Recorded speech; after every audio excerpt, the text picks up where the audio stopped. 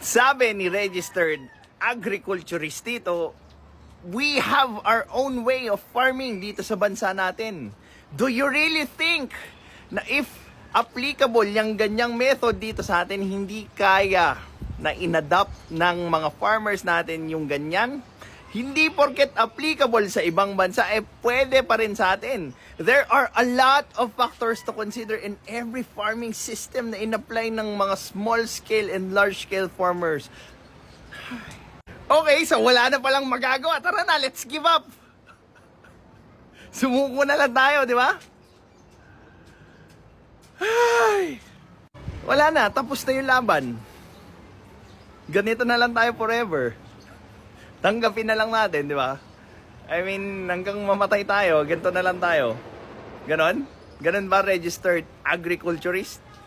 Now, Mr. Registered Agriculturist, yung conditions ba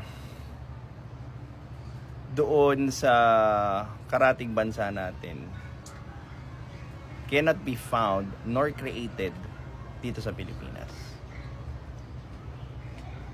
And well, other farming techniques too.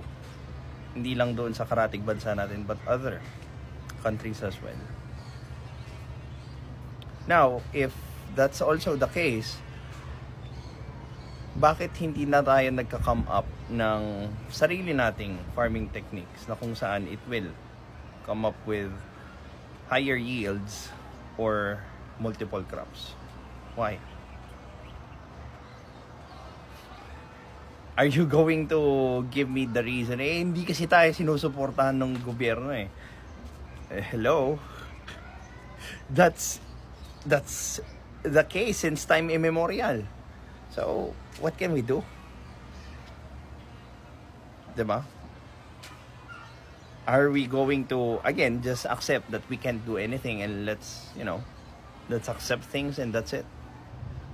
Yan ba yung gusto mong ikalat na values sa mga Pilipino? Now, I fully understand the constraints. But, right now, we need to work with what we have to what we can. And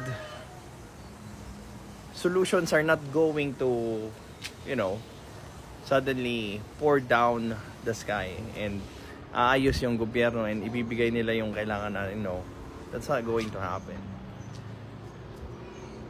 The best thing that we can do is, again, examine what we have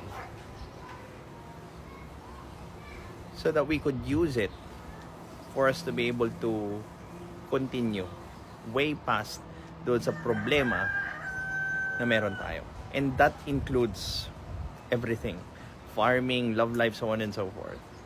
It's just that marami ng Pilipino yung huminto ng humanap ng solusyon kasi nga they think that other people should be the one creating solutions for them. I mean, that's part, but hindi na nga kumikilos diba?